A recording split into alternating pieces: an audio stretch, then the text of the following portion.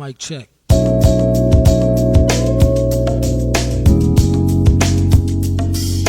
What's going on, chat? Welcome back to a brand new video. Hope you guys are having an amazing day. And today, Black Ops 7 beta is finally out. And I know a lot of people are getting on the game not knowing what settings to use, so I'm gonna help y'all out real quick. I'm gonna give y'all the best settings for movement, aim, and everything in between. If y'all do go on to enjoy the video, make sure to like and then subscribe down below. It will help me out more than you know. Without further ado, let's go. But as in controller settings, we're gonna go ahead and get into this. Button layout is 100% preference. It depends on your controller and your playstyle, if you play claw or not.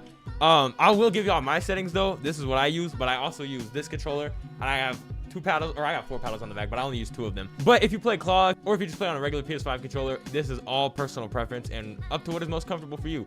But here is all my settings. I'll scroll through them one more time. And for the stick layout preset, I just have mine on default, and down to the sensitivities. Now 3 is a very high sense, so if you haven't previously ran high sense, it might take a little bit to get used to, but it is so worth it. Trust me, the movement, you will be moving like the Flash, and I'm being so serious. But I run 3 horizontal and 3 vertical, and then simplified controls off, low motor strain off, bumper ping off. And this right here, I do have these swapped, but I just have it changed in the button layout. All that this does is make it where you shoot with your bumpers. And then controller vibration, I have this off, and dead zone inputs. This is very important for movement, very important. My left stick minimum is 2, just so if I got any stick drift. My left stick minimum is 2, but what really matters is left stick max. Now this is gonna make it to where you don't have to move your joystick all the way forward to move all the way forward. You only gotta move it for 50%. So I highly recommend this. And now this right here, 100% depends on your controller. If you got stick drift, I would turn it up a little bit. If you have no stick drift, turn it as low as you can possibly go.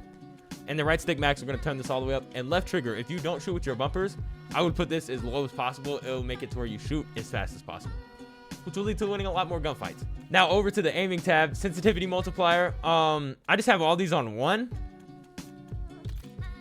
And then I have this on standard, and aiming advanced settings. These are also very important. A lot of people like to use instant, but when you run a very high sensitivity, it can kind of get a little wonky. So I like to use gradual. I feel like that's perfect for this sensitivity.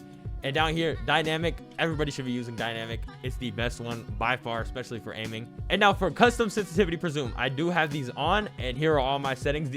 All of them are on 110, except for low zoom. That's on 115. And target aim assist on, of course. We don't play controller for no reason. You know what I'm saying? Over onto the movement. Tactical sprint assist. You want this on. This just makes it where you don't got to be pressing any buttons. And I have my sprint delay on 0, meaning it will activate as fast as possible. And then obviously sprint sideways and backwards, because we want to be able to do both of those. Mantle assist is off. Crouch assist is off. Corner slice is on. Wall jump assist is off. Active roll assist. I have this on partial. I haven't been able to use this too much. I think this will be more important definitely in Warzone, but I do have it on partial, so that's what we're going with today. And slide dive behavior is going to be on tap to slide. Airborne mantle off, sprint restore on, maintain sprint, slide maintain sprint on, wingsuit activation manual. And I'm just going to scroll through the rest of these so I don't got to waste all your time.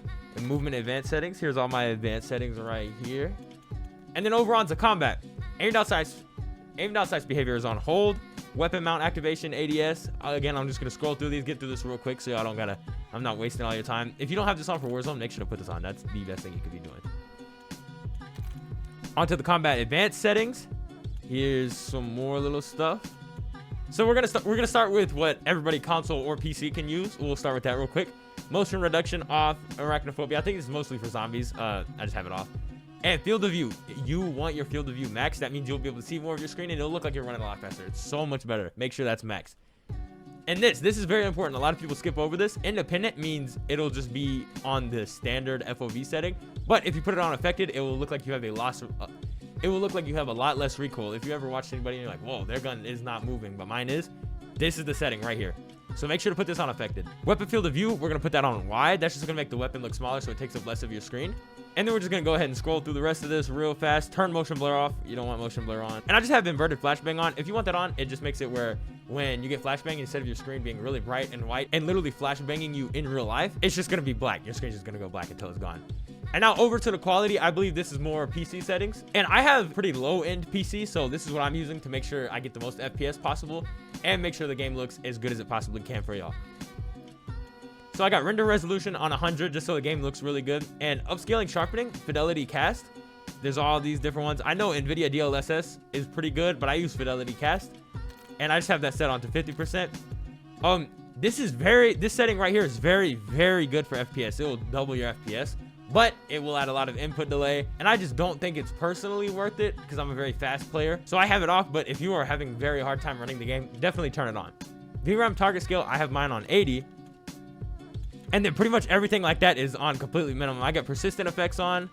On-demand text streaming is optimized. I'm just going to scroll through this again, not trying to waste y'all's time too much. I know y'all just want to play the game, you know? And I have this on full screen borderless. My main monitor selected. This is my GPU, all this stuff. Yep. Aspect ratio, for your game to look as best as possible, you want it on 16:9 and to fit your screen. And I did not have this setting on, but you want to turn on plus boost on an nvidia low latency. This will just make it where you have way less input delay. And VSync, make sure to have VSync off. Custom frame rate limit, this depends on really what you want. If you have like a 60 hertz monitor, you don't need 250. If you have 144 hertz monitor, you don't need 250. Personally, I just have it set on 250. And then here's the rest of this. And then over onto the audio settings, I have all music turned off. I'm gonna turn dialogue down a little bit because that gets pretty loud. I'll turn the dialogue to like 30. And effects volume, you want that on 100 at all times. That's how you're gonna hear footsteps and all the sound cues that you need to hear to be good at the game and get kills. And for audio mix, we're gonna go ahead and put that on Sucker Punch. I personally just really like how it sounds, and I feel like I can hear footsteps the best with that. So that's what we're gonna go ahead and put on today.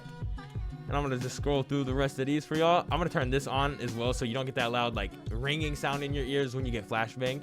And then voice chat, this is completely all up to y'all. I will just show y'all my settings real quick. I've not changed any of these just yet.